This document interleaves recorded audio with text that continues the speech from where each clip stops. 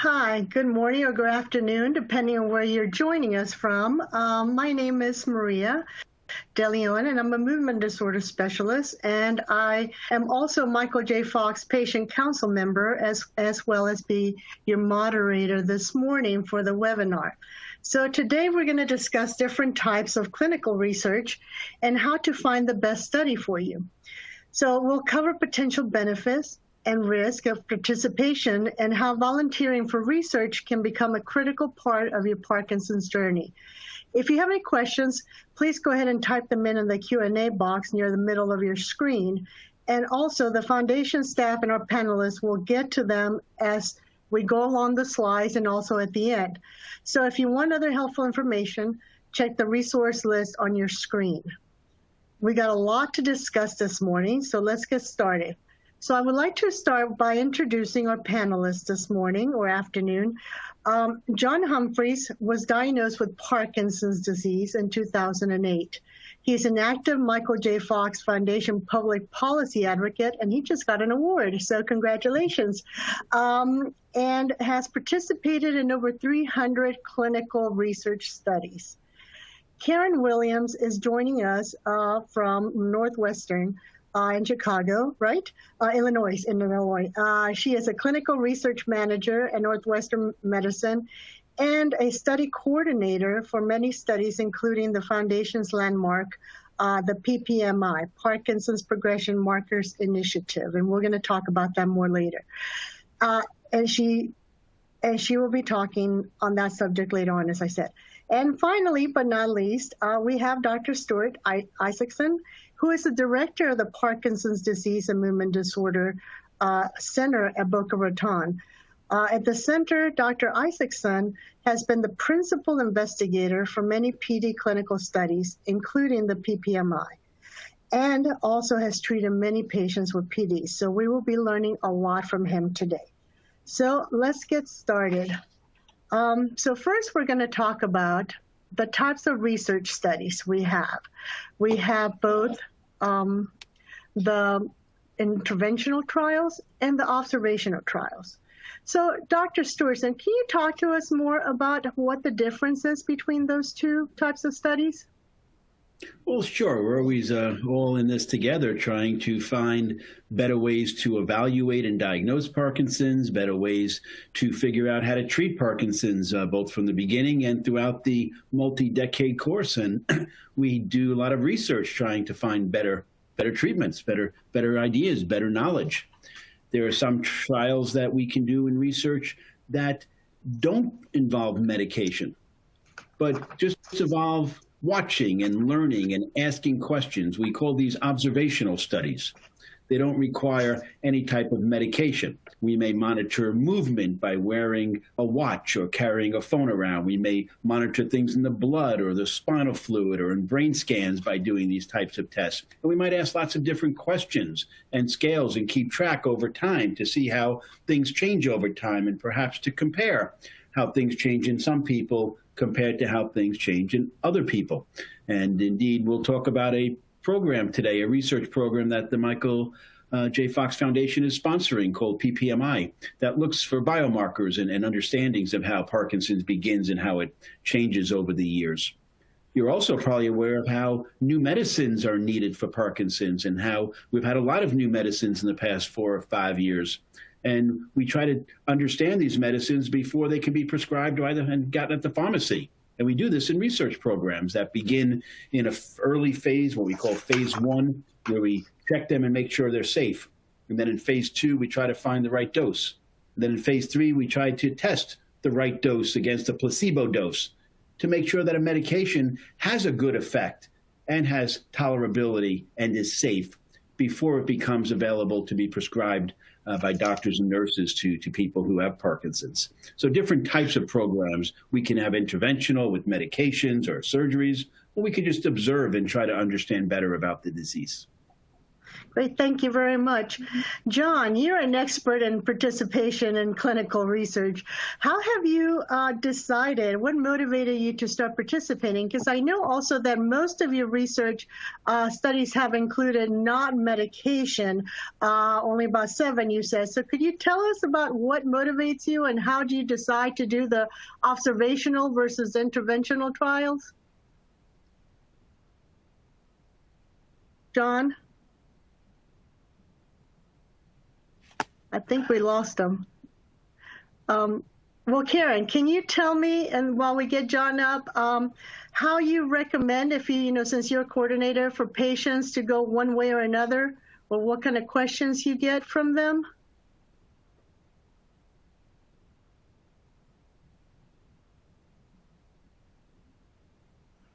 I'm here, Maria. Okay. Yes, John, tell it. I'm sorry, I couldn't see you or hear you. So could you tell us what motivated you to participate in these studies and how you decide between observational? I'm sorry. Thank you for asking me to be in this panel today. First of all, Maria and Christina. But 13 years ago when I was diagnosed with Parkinson's, I knew I wanted to get involved. And I was told about advocacy, I was told about clinical trials, and I was told about fundraising. And I really wasn't crazy about fundraising because I was in sales. I always said I was in sales all my life, and everything I sold, I had to go back and collect for about 60 days later. So I got involved with clinical trials because I had lost my job and I didn't have insurance. So I got talked to a social worker who is now retired from Emory, Lynn Ross, and she suggested to do clinical trials because you could get more exams from a movement disorder specialist at a teaching hospital than you could ever imagine. So I kind of got involved in my movement disorder specialist. Emory gives me the business that they lose money on me because they never get to file anything for insurance because almost my visits are for free. So I got involved with clinical trials, and I do it mainly because it keeps you really abreast of what's going on, and also too, be honest, we live with hope when we have Parkinson's, and this gives me hope every day. Great, thank you. But how do you decide between doing an observational, where you don't take medication? How do you decide between one or another?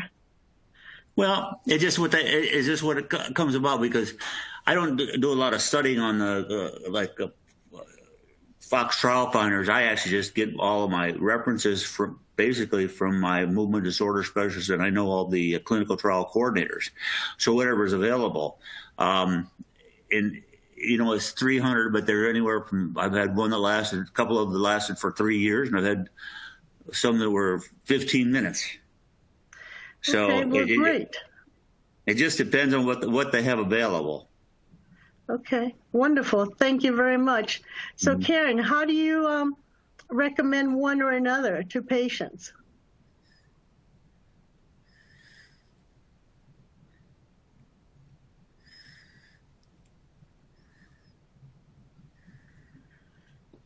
All right. Dr. Isaacson, while we get Karen on, a lot of people have concern. Okay. Okay, we look at the patient's medical history to see what other conditions that they have that would contradict some of the inclusion-exclusion criteria of studies. We also check to and confirm with the doctors and the participants whether they have early PD or at stages where they require medication. And then we ask them about their availability. If they're early PD, maybe they're still working. We ask about transportation issues.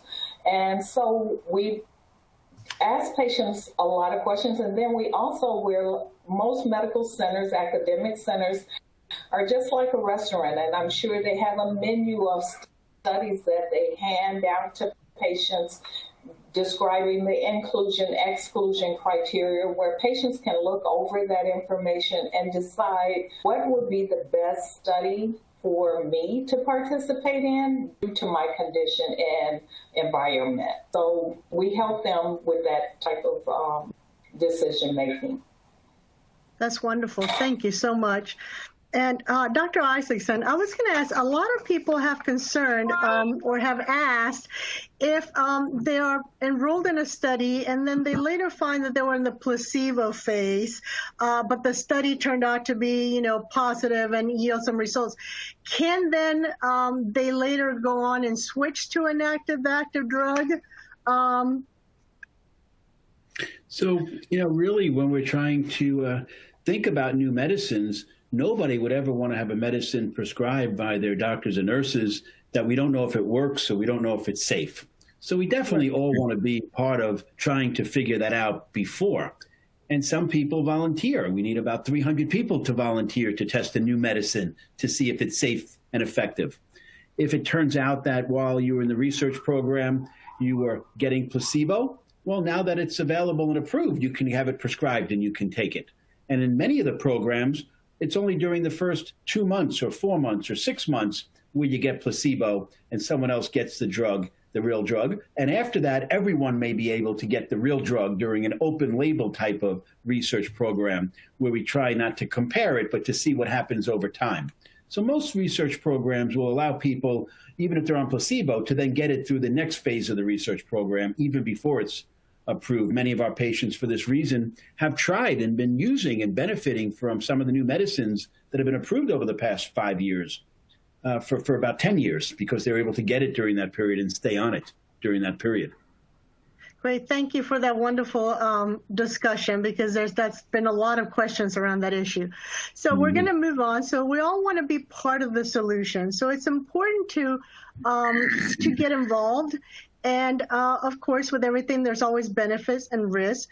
But how do you determine, what is best for you, as we talked about, whether you have other medical conditions or, whether it's the distance. So how do you go about, discussing criteria with patients, Karen? Once the study is activated, we have what we call Institutional Review Board approval, which a lot of you probably have heard is called IRB. We provide an informed consent to them, outlining what we believe are the benefits and the risks. And they are very carefully looking at the information that we provide on consent forms. Once it's approved, we review this information with our participants. And we also go over the benefits that you are participating in a study and providing help and empowerment and giving, you're helping someone, not only you, but someone else in the future.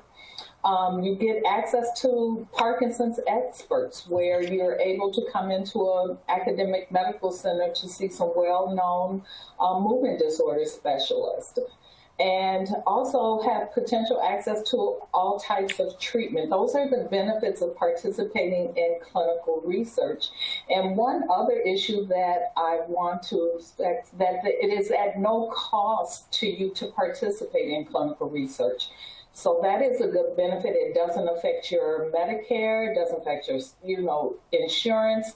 Most of the clinical research visits are primarily at no cost to you at all.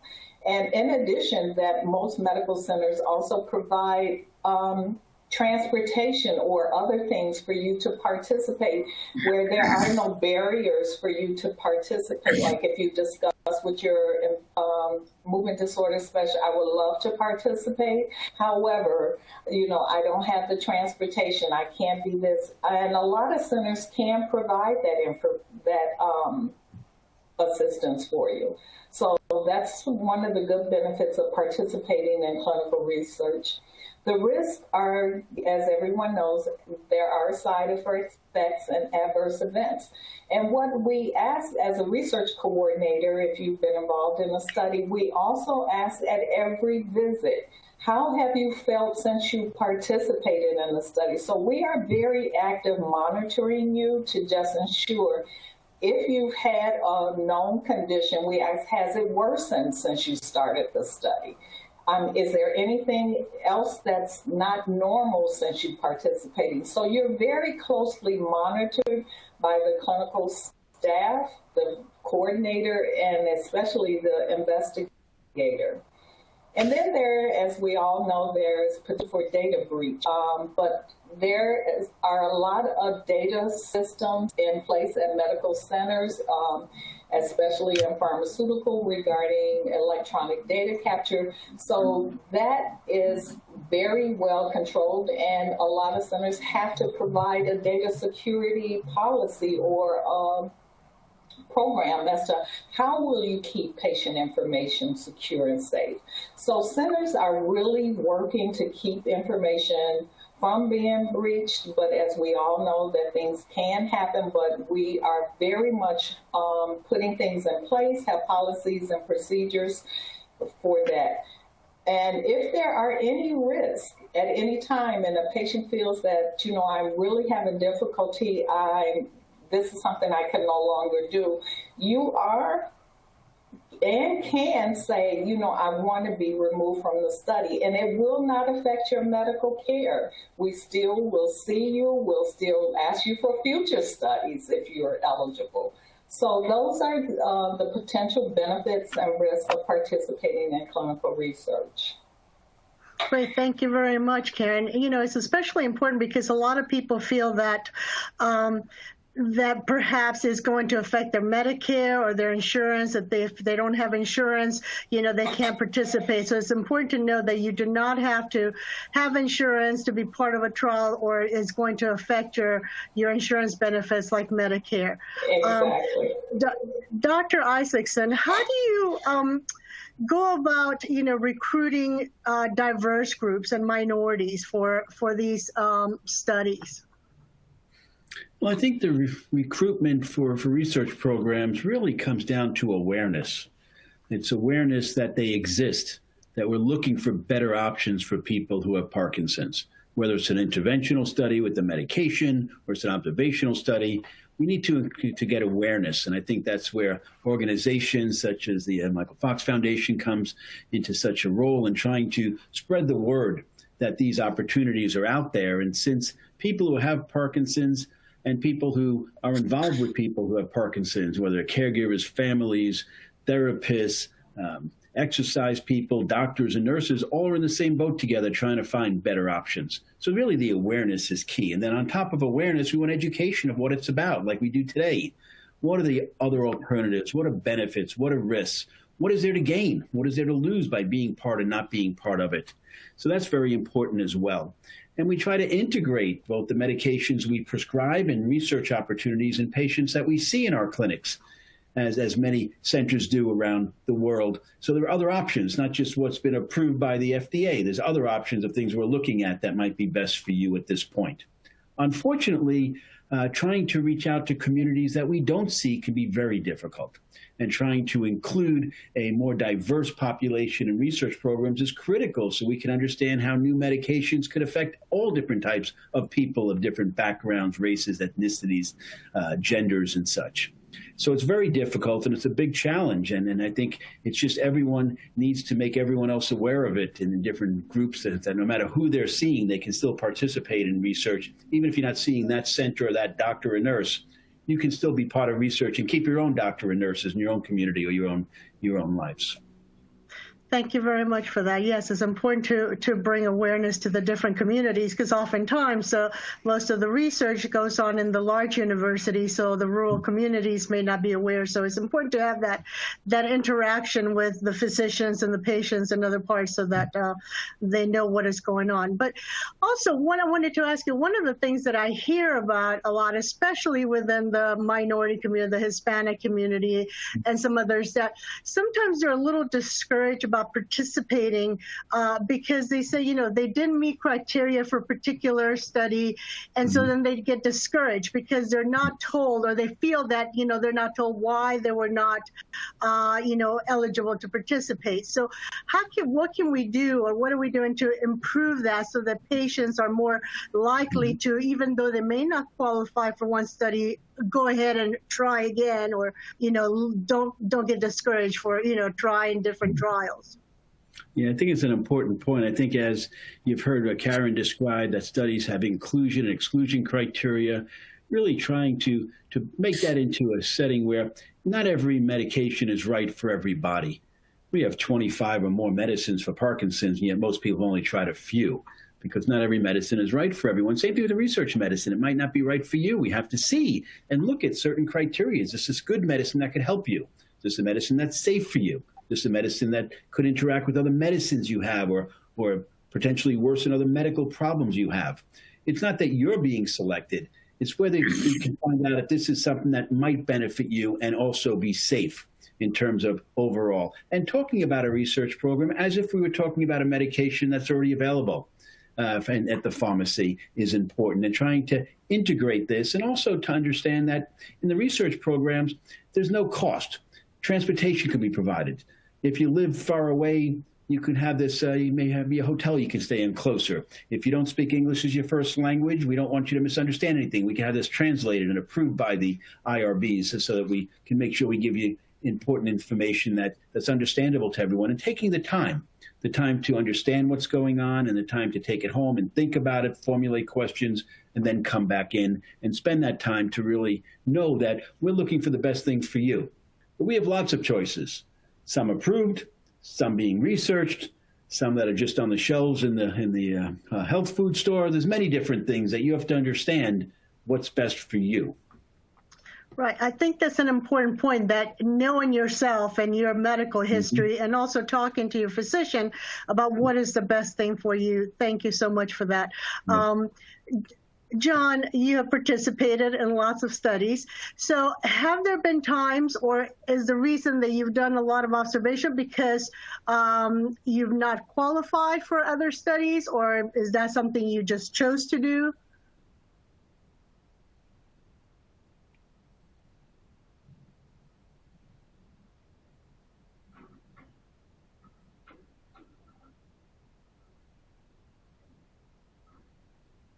I'm sorry.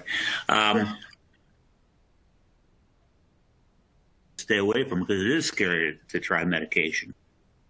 Yeah. But the good thing is, like I said earlier, I had one clinical trial that I was doing was going to be a long clinical trial, and I had an adverse reaction to it, and I pulled out of it. So you got to put yourself number one and think what's, like the doctor said, what's best for you.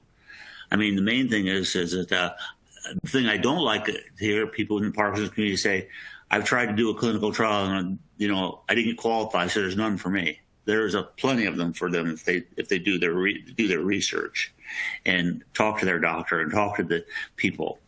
But it's really basically something I chose to do, and what came up at the time. It just so happens, because when you're doing, I did the trial for the Ambrosia inhaler, and while I was doing that, I couldn't do other things. So, it kind of will regulate your time and what you can do and what you can do as far as a clinical trial. Thank you. I think one of the other things that is important to keep in mind, the distance, how often you have to meet with the physicians, what kind of studies. And also, even though there may be some intervention, like, perhaps a study requires lumbar punctures, you can, depending on the place, but I think most times you can say, you can participate on different studies, but not have all the lumbar punctures they need, maybe one or two, or, because of whatever reasons. And so you can talk to your physician and talk to the coordinators about what you can do. So you're not, it's not all black and white to say, well, I can't do the lumbar punctures, I'm not going to do that study, unless that's all they're studying, the lumbar puncture, the CSF. But if they're doing that as part of other studies, you can still perhaps most likely participate in the trial. But knowing yourself is important. I, for instance, have a lot of other medical illnesses, so it really cuts down my eligibility for participating in a lot of medical trials. However, I have participated, like John, in a lot of trials that include, sleep and visual problems and, doing other smell tests and things like that, so that you can still participate and contribute without having to take medication if you're not able to do that. So, there's a lot of links to these studies too, because I've done one that I actually went to a facility here in Atlanta State for 7 days and didn't go home. Right. So it's important to have the family involved. Karen, what do you have to say about the family involvement and support? Just another point regarding study participation as thing. A lot of studies, and you can ask your physician, the study coordinator, a lot of studies are able to do what we call virtual visits, that we can do it from your home. You don't have to come into the clinic. There are some observational studies where if you have the technology of a smartphone, computer, or a family member that can assist you with that, we're able to do some studies via the computer, and especially if they're patient outcome reported type of studies like questionnaires and forms. So those are also some studies that you may be eligible for without really leaving your home. Yeah, that's important. Thank you. And you brought us to the next point, Dr. Eisenstein. So in this time of pandemic and social distancing, how have you found that recruitment has shifted or changed, and what can patients do to still participate if they're not able to come in person because of the restrictions we still have? Yeah, well, certainly the COVID pandemic has really began to put a real crimp in research programs, and this is problematic because we want to finish the research program sooner and get an answer and get new drugs, new answers. But luckily, remarkably, globally, all the sponsors of the programs, whether they were pharmaceutical companies or organizations, were able to shift very quickly to virtual or telemedicine type visits to allow the research programs to keep going. And we found that a lot of our patients who were stuck at home because of the pandemic had time they may not have had before. They weren't traveling to see grandchildren. They were going on trips. They had more time. And we were able to isolate our office and have offices that were available and not had other people there. So we could really have people feel comfortable coming in a back door and going into a room and being isolated, of course, with all the proper protection. And now with the vaccinations, all the research staff, all the staff is vaccinated. So people can feel a little more assured and feel safe to continue doing this because, you know, COVID is no time to ignore Parkinson's. In fact, COVID was an opportunity to double down on Parkinson's and try to really redo and recruit and get everything in order so we could start really working hard and having everyone ready to keep the research going so we don't lose any time in finding out the answers that we want to know. So I think we've been able to emerge from this, and I think around the country, many centers have been able to emerge better able to help patients know about, be aware, join research, and continue these studies that are so important. That's good. Thank you very much. Yes, it's important that patients and family members know that just because we're still having some precautions, you can still participate, and you may have more opportunities in participating than you had before prior to pandemic, because now we do have that telemedicine and able to do that. So thank you. So I think now we're going to shift a little bit. We're going to go to take a little short break to call out the Foundation's landmark study, the PPMI, which is recruiting.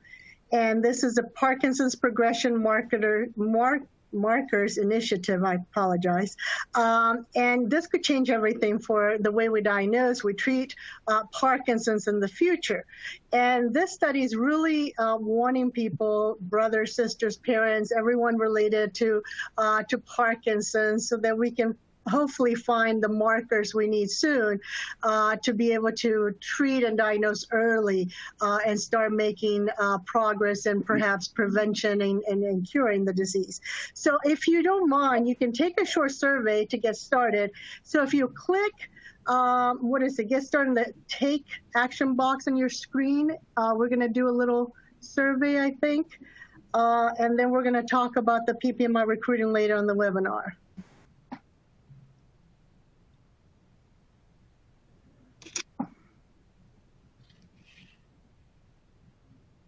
This will give a little time.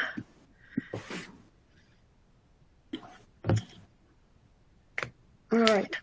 So I think we've been talking about this all along, choosing the right study for you. We talked about the eligibility criteria, the time from diagnosis, age.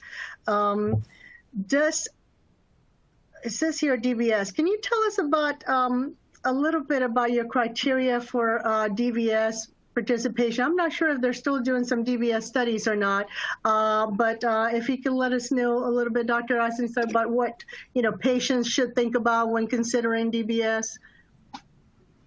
So I think two different ideas with DBS. One is there's been a lot of new systems for DBS, and those went through research programs to make sure that they were safe and how they work. And now there's 3 different systems.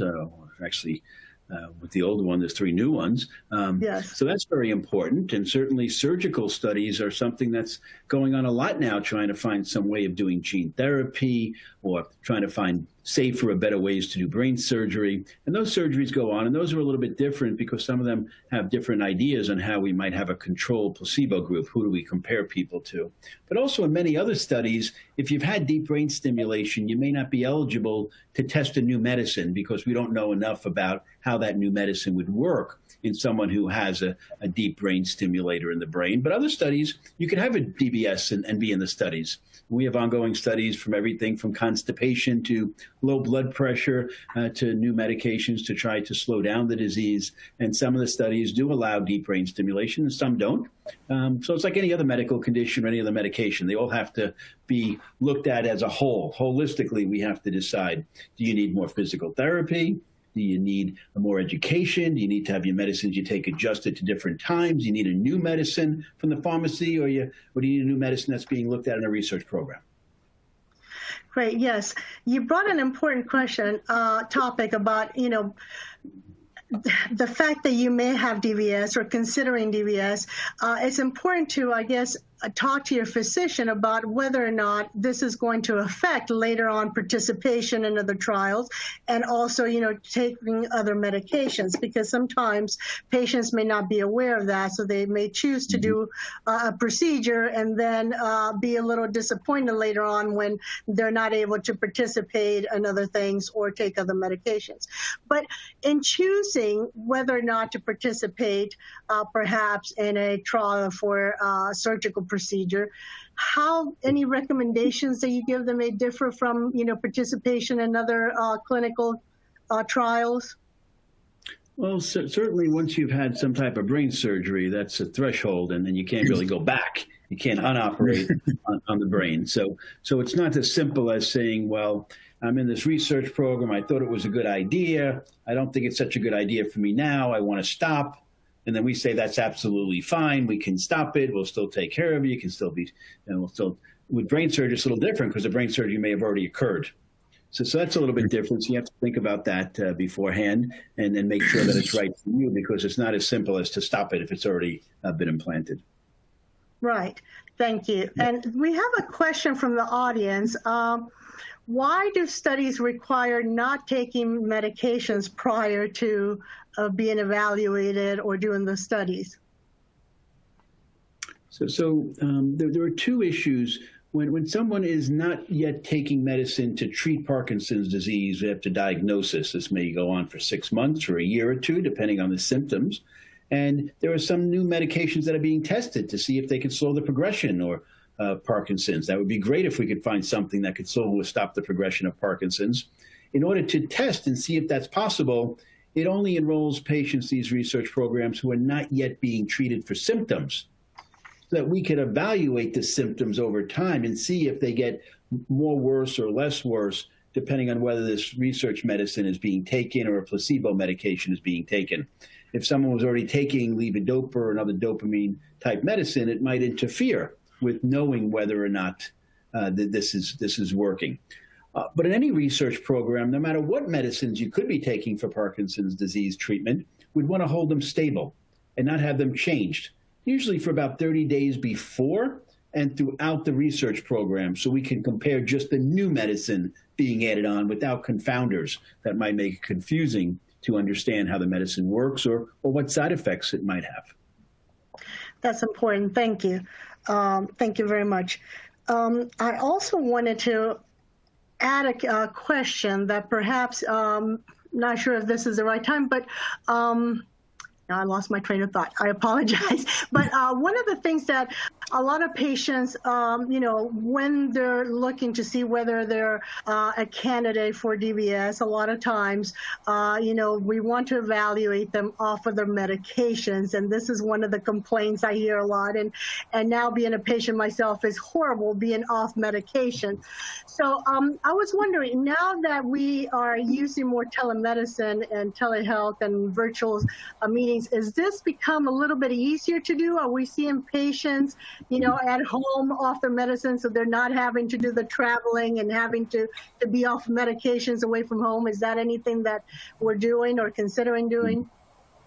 It's such an important point. I mean, and it's why it's so important that when we design research programs, they're not designed in a vacuum, but they include all stakeholders, people living with Parkinson's, their families and caregivers, because this is really a very important point. In our field, we've defined something called an overnight defined off, where we say, don't take any medicine since last night and come in the morning. How unfortunate to make people who are having problems, symptoms, and mobility have to travel in the morning if it's not necessary. Sometimes it's necessary because we have to understand how things can be. And in those situations, we're hopefully able to arrange for a local hotel. We can stay overnight and transportation and such. But many other times it's not necessary, or perhaps it can be done virtually. We've taken the approach with some of the programs to see someone after the first dose is worn off. So someone can come in when the medicine's still working with the first dose and then wait a couple of hours until it's not working and do the evaluations there, especially with some medications that can be administered on demand. So I think it's really important that we really understand the experiences of the journey and the days of what it's like to wake up and not take medication before we casually say, come in so we can evaluate.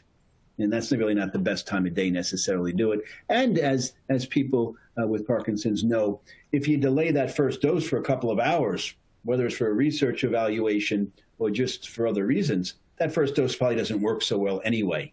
So we're not going to get a good evaluation. That's true. Thank you very much. Karen, going back to you, in choosing the right study, again, going back to minorities and the logistics of travel and informed consent. Can you tell us about how that may differ within the different populations, or what you're doing at your institute to improve that, to bring, especially with the PPMI, and we're going to be talking more about that in a bit. Right. In regards to travel or transportation, we have ensured at Northwestern for that not to be a barrier for anyone that wants to participate in clinical trials.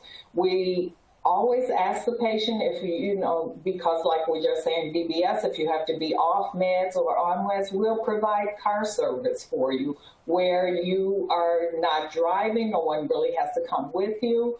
So, and I think a lot of institutions or medical center, academic centers are able to provide that and do provide that for their patients, that there are no actual barriers of limitation for coming into the center. In addition to the informed consent, we are reviewing, coordinators review the informed consent with all participants on their level. We ask them, we give them a little brief overview of the study, we talk about it with them, and then we also just ask, do you have any questions and any concerns? And we all know that maybe some patients will tell a coordinator more than they'll tell an investigator. So we have, a coordinator really develops a good working relationship with the participants, and we're able to know, what is it that you really need? What are the barriers for you? In addition to the underrepresented patient population in clinical research, we are seeing that providing people with more education about the symptoms of PD, where a lot of people think that, is it a blood test that tells me I have it, or is there some type of x-ray? And a lot of people don't know that it's just clinical diagnosis. So we're educating all areas in that arena as well. And we're learning now, too, for clinical research that we really are reaching out to family members, the younger generation of the participants, such as maybe the kids, the grandchildren, or someone that's able to get actively involved with research in Parkinson's disease as well. So there are a lot of different entities that clinical research and the research staff at all academic centers are making to be successful in clinical trials activity across the board. Good. Thank you. Do you see that having a good support system improves participation or helps being able to stay the whole course of the trial? Do you recommend for patients to have, at least someone there or have somebody at home that will support them? Yes, we found that like a caregiver or a spouse or someone like that that is actively with the patient and involved, and the patient is actively interested and involved, we get a lot of additional support. We get, as we'll talk later about the PPMI study, for participation as a healthy control, that, hey, I want to help my grandma, I want to help my mom, I want to help my husband. And so we are seeing that information and that collaboration is really growing in the field. Okay. And like I said, a lot of patients are, even becoming very good advocates to even share with other patients that are a little hesitant about participating in clinical research and sharing their experience. All right. Well, thank you very much. We're going to move on. So where do we find a study? So one, we can visit the Fox Trial at foxtrialfinder.org, which is linked in your resource list. And if you can tell us, Karen, about local resource at your clinic, finding studies in your community and telling other patients about studies, how do you go about doing that? What do you recommend? As you can see on the slide, foxtrialfinder.org is an excellent way of finding clinical trials for Parkinson's disease. Your physician, when they see you, they are heavily invested in clinical research as well. They will present a study to you and then say, hey, we have someone that will talk to you further to give you more information, such as me, a study coordinator. You can go on to foxinsight.org. That's another good way that if you put in your information and your location, that it goes straight to a designated person at a specific site or medical center, and they contact you and get back to you and talk to you one-on-one about, the inclusion, the exclusion, and your, interests and conditions and all the questions that we've already talked about. In addition, any medical center that you are aware of, you can go onto the website and look for movement disorders or Parkinson's disease clinical research. A lot of academic medical centers have a designated website for clinical trials. So that would be an easy way to do it as well. Just say if you're in Houston at Baylor, you can go on Google that area. If you are in Chicagoland, you can do Northwestern Medical Center, Rush Medical Center, and you will be able to find the different clinical trials that are at each medical center. And you will see that most of the medical centers are doing some of the same studies. So there is a way that you'll be able to determine what area I want to go into, where, and even if you're out of state or out of location, don't be afraid to contact the center that's out of your area. Like I say, there's a lot of studies, and just as for PPMI, will cover travel so that you can participate. So those are additional things that you can think of as well and use to your advantage for participation. Great, thank you very much. So John, being an expert on clinical trials, how do you go about finding studies? I find my networking is my best source. Talking to my movement disorder specialist, get to know the clinical trial coordinators at the facility you go to, because you're making their job easier. So they want to know you. So, and if you show an interest. Also, too, I think that there's so many clinical trials that are actually, something I want to point out, that are actually fun. I mean, like in Atlanta here, Dr. Madeline Hackney does tango dancing clinical trials. Ooh, that's fun. So, I mean, if you want to learn to get free tango lessons, you can do that. So, but I just really network and find out the clinical trials that are in the area, or that I might be interested in, talk to different people. I think that with your clinical trials, it goes along with your advocacy, because this is mentioned that, Parkinson's is a condition that a lot of times it doesn't affect people, slaps them in the face with somebody in their family. But this way you get more people involved too. So my networking would be my key source for this. That's great. Thank you very much.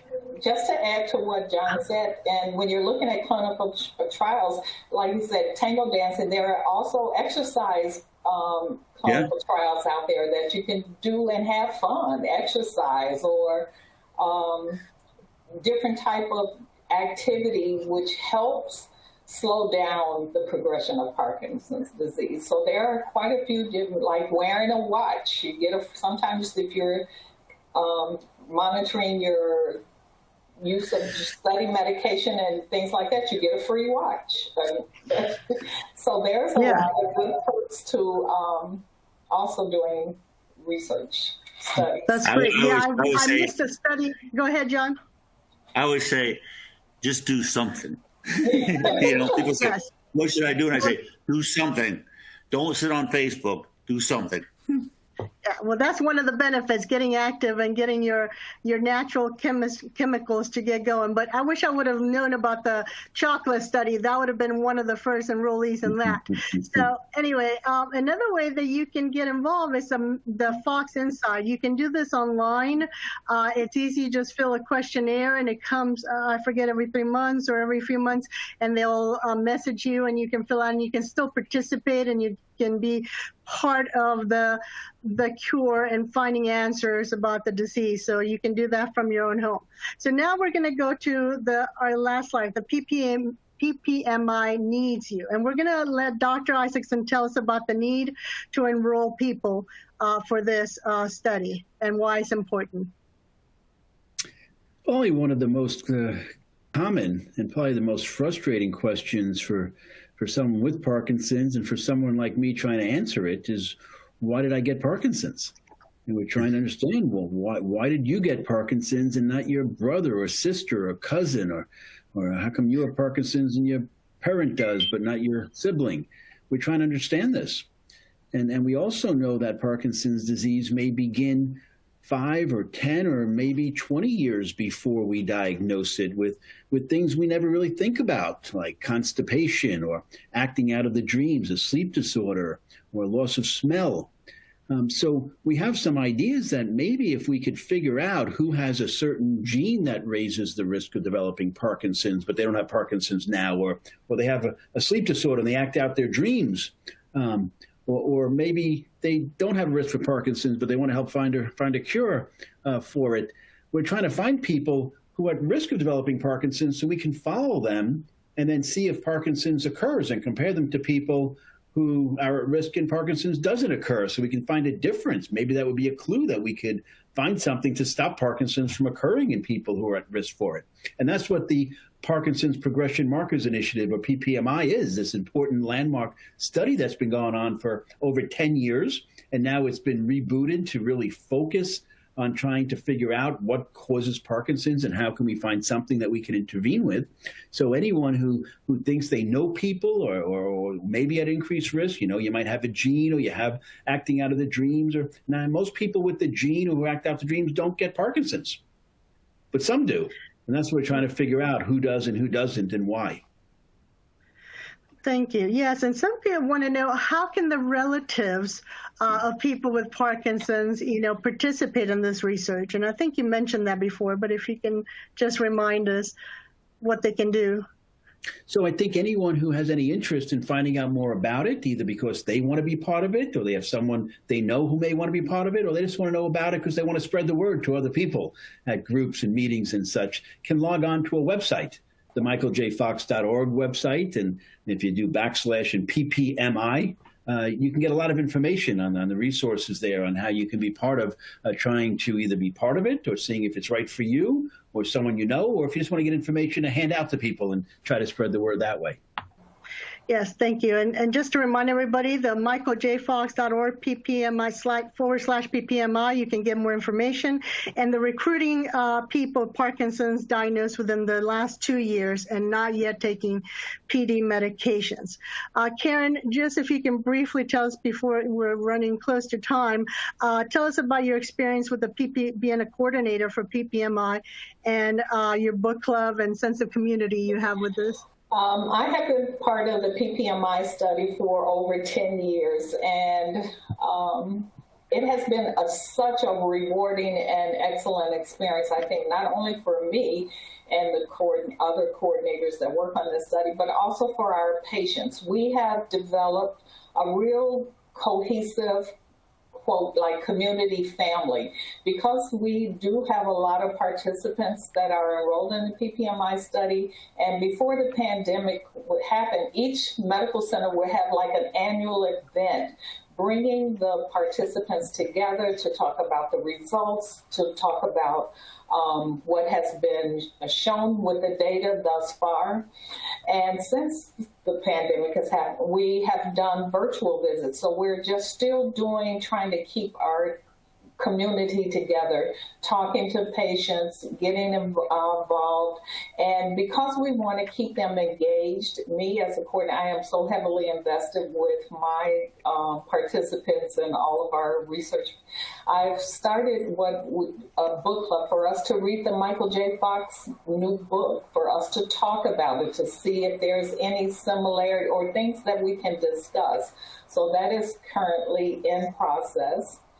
We are also thinking about just doing a community get-together for maybe having a toast or a drink to all of the participants in the PPMI study. So once you participate in a study, your center, because all of the research coordinators that work with the PPMI study meet to talk about our different experiences, share things, help one another for engaging and retention. So not only are you getting a person like me at you're getting it throughout all of the centers that participate in PPMI, because we're all on the same page.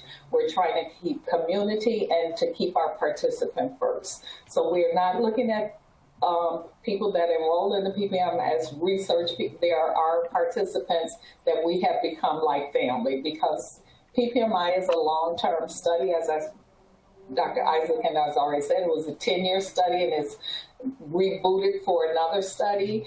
And patients seem to be willing to stay in it. And I think that's really great, and we love it. That's great. Thank you very much. I guess this question is for everybody. Do you guys know if patients from other countries can participate in any of this, the PPMI or the Fox Insight or any of the other? The PPMI study has brought on new sites across international globe, right, Dr. Isaacson? There's quite a few new sites that have come on board. Sites, yeah. Yes. Okay. So if you log into the PPMI as the Michael J. PPMI, it will tell you all the sites that are actively involved in the PPMI study, and you'll see there are a lot of new international sites that have joined us in the study as well. Wonderful. Thank you. And another person asked, is there a spinal tap included in this PPMI? Anyone? Yes, it is. And I can only speak for Northwestern. Yes, it is a spinal tap. However, it depends on your site in the center. The investigators that perform the spinal tap, I know we get a lot of people that have historical experience, but they are very well versed in conducting the spinal tap. It takes at Northwestern, we have an expert, the pain specialist, that does ours, and it's done within 5 minutes and it's over.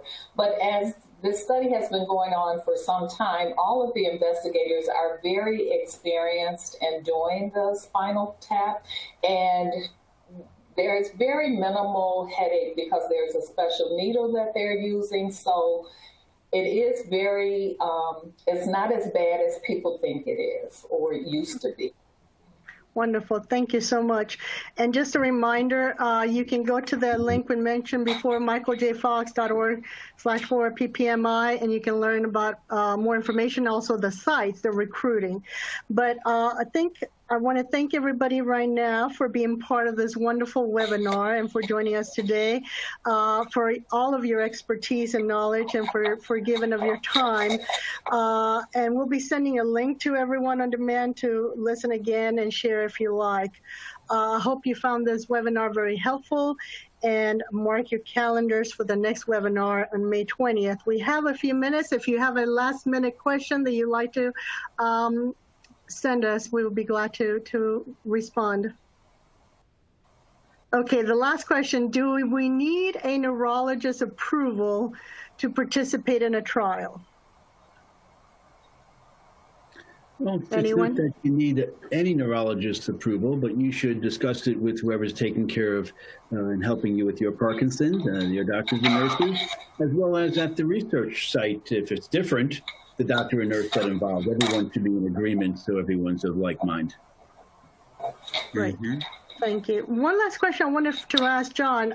Some people, they live alone, and so they may feel they may not be able to participate in studies. But John, tell us about your experience, since you've done a lot of this. Has traveling or going to a study been an issue since you live by yourself? It can be. You talked about the going off the medication, but sometimes that's really a good thing. I mean, to go see your doctor, because sometimes the doctor doesn't. You can only tell him how you feel, and if he can see it when you go in there, there have been times when I actually was having a problem, and I've actually had somebody take me, and I went off my medication on purpose to go to my exam. And if not, take a video of it with your phone, because he might not, he or she might not understand. But no, other than the if you do have to go off, there's some issues there for me. But other than that, there's so many clinical trials out there that it shouldn't be an issue, and especially today with things being so many things virtual. Okay. And I guess a couple of questions. Someone wanted to know, have there been any issues when you've done experimental drugs, participated in trials like Embregia? Any issues that you experience with the trials, or anything you'd like to share with us? Well, there's been one that I did bail out on because I was having problems with hallucinations for a trial. But then there was some that we just worked our way through because we could see the advantages of it. But I just think that everybody needs to get involved. I mean, because it's different for everybody how they're going to act and respond in doing a clinical trial, and it's something they have to feel comfortable with. Great.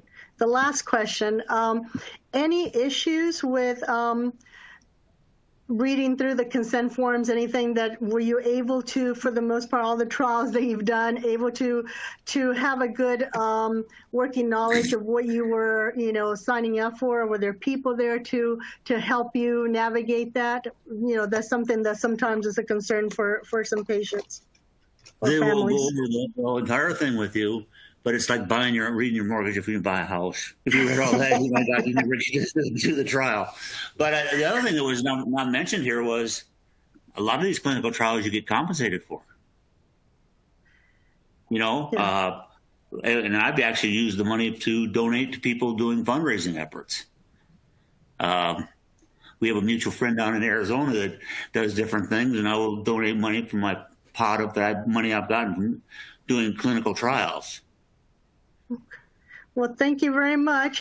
We've come to the end of our journey, and I thank you. But I wanted to just remind everybody to get involved in research. And don't forget to click on the Get Started link in the Take Action box. And I hope everybody has a wonderful rest of the day and weekend. And if you have any questions, shoot us some emails. And thank you again for all the participants and the expert panelists. Have a wonderful day. Bye now. Thanks, everyone. Take care. Thank you.